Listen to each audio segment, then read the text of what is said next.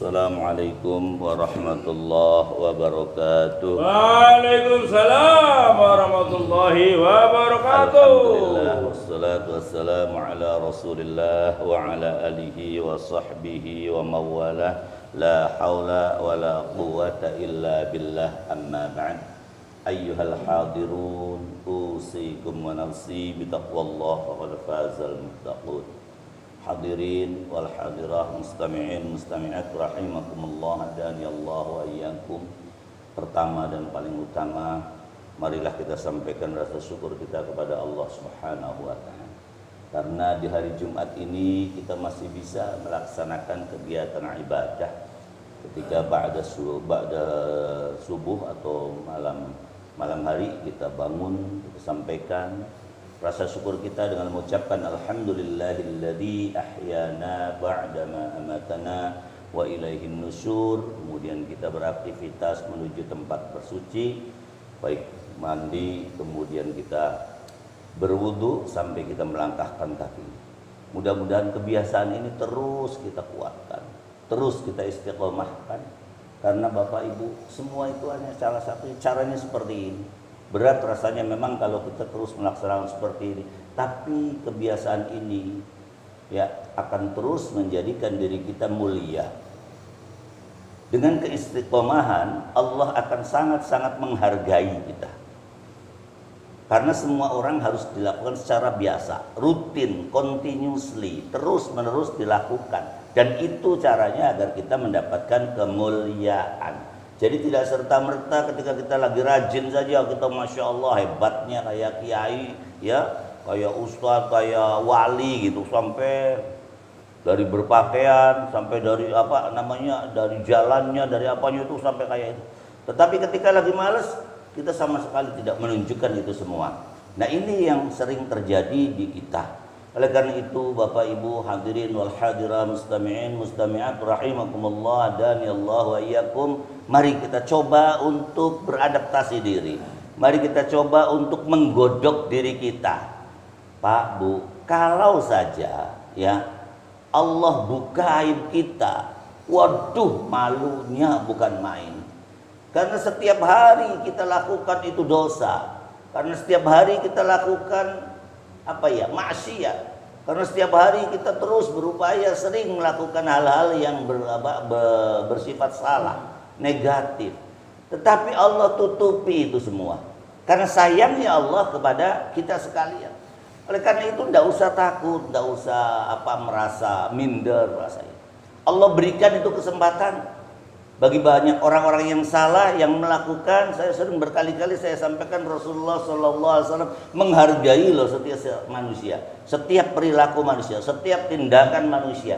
Tetapi harus sadar, ketika kita melakukan kesalahan, ketika kita melakukan perbuatan dosa, maka kita yakin Allah akan mengampuni dosa itu. Walaupun sebesar gunung Uhud sekalipun, kalau kita mohon, menangis kepada Allah, taubatan nasuha, maka insya Allah Allah akan ampuni. Allah akan ijabah doa-doa kita, doa dan hajat kita yang senantiasa kita tanpa lelah, ya, kita terus panjatkan kepada Allah. Allah Maha mendengar, ya, dan Allah Maha melihat, Sami'un basir. Allah Maha mendengar, Allah Maha melihat apa yang kita lakukan, apa yang kita laksanakan.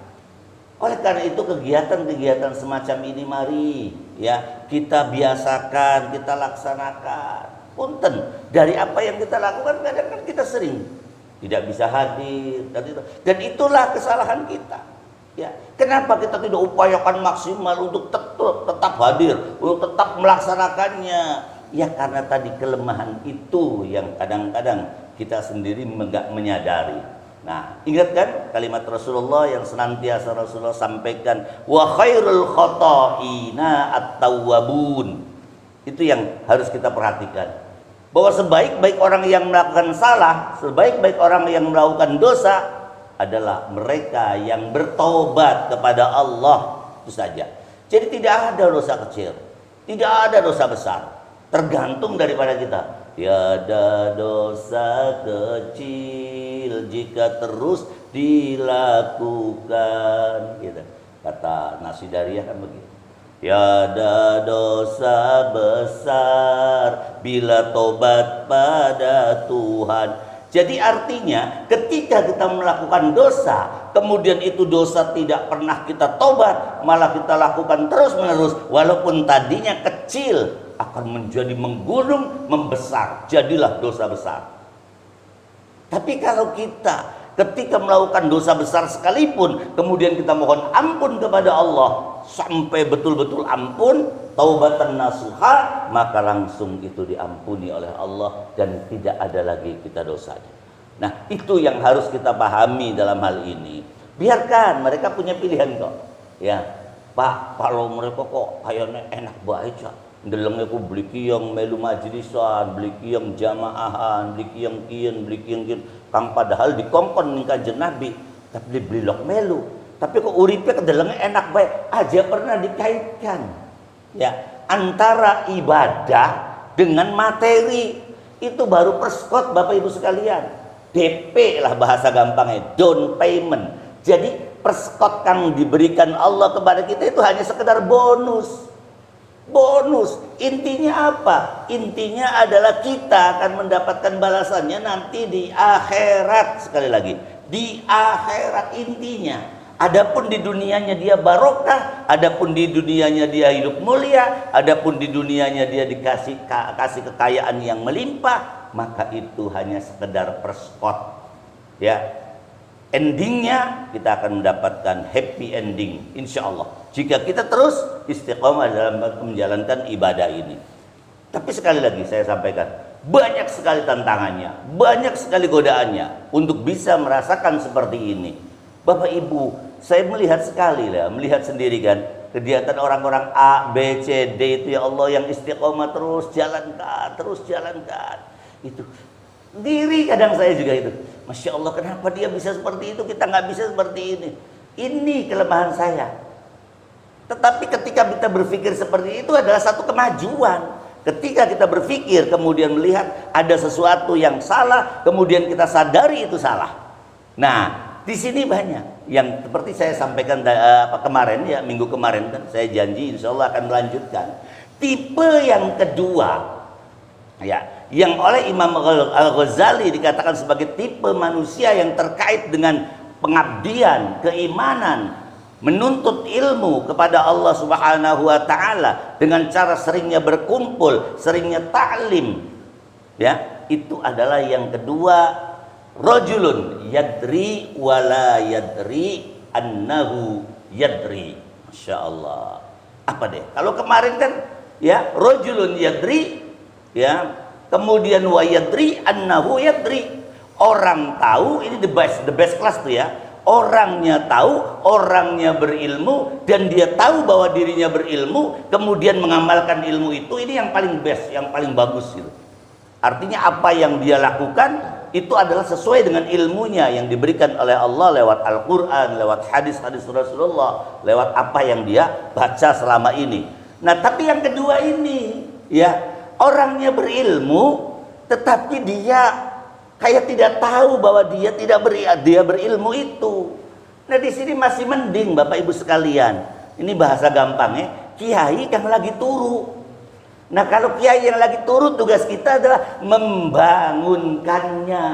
Ayo sih Pak, Bapakku pinter loh. Bapakku duwe akeh ilmu, bengene mondok sampai lama. Ayo sih Pak, bantu kita untuk saling ta'lim, saling mengingatkan, ayo Pak, dibangunkan oleh kita yang sadar bahwa itulah.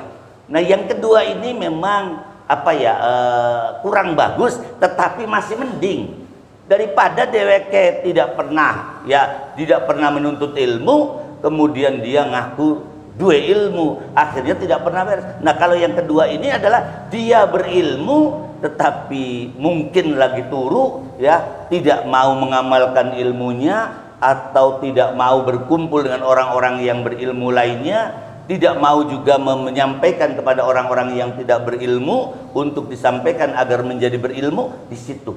Ya, jadi upaya yang kedua ini oleh Imam Al-Ghazali adalah ayo kita sesama muslim saling membangunkan. Dalam surat Al-Asr itu tawasau bil haq, tawasau bis sabr, agar apa?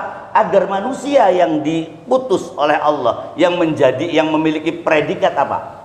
Predikat orang yang rugi itu bisa menjadi untung. Karena apa? Karena dia saling menasehati. Ya, yang pertama apa? Amanu. Pertama beriman dulu. Kedua, wa amilus solihati. Orang yang mau mengamalkan ilmu itu beramal soleh itu ya. Yang ketiga saling menasehati, saling mengingatkan itu yang ketiga. Kemudian yang keempat saling sabar di dalam menjalani ketaatan kepada Allah. Ya, orang mengingatkan terus, ada yang pro dan kontra. Iku wong ngomong bahaya apa sih? Yang penting dewek-dewek. Ada yang begitu. Enggak usah ladenin. Ayo kita caranya seperti itu ya. Oke, barangkali itu Bapak Ibu sekalian yang harus kita pahami.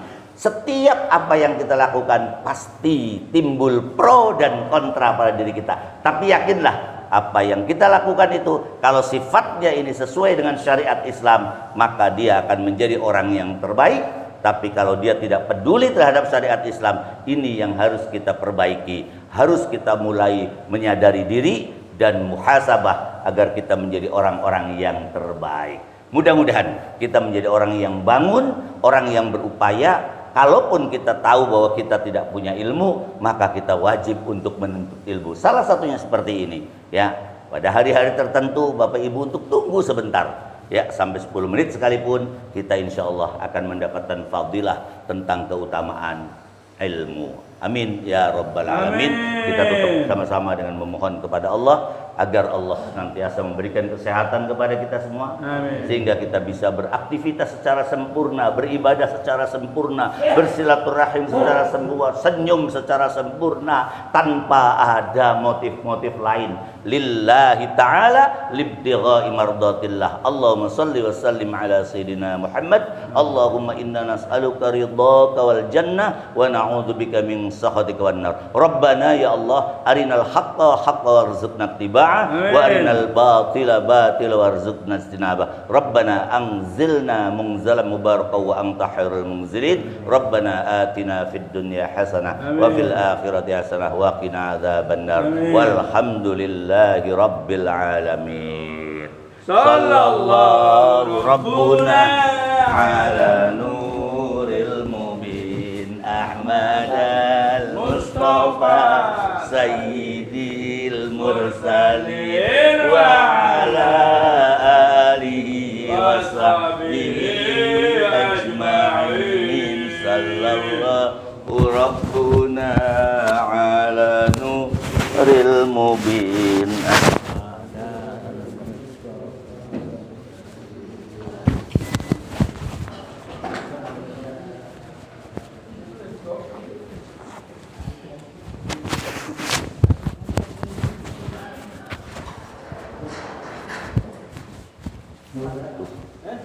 Sampai ramat salah, sampai nyetak, jangan sampai tak, tenang apa? Ayo ramat.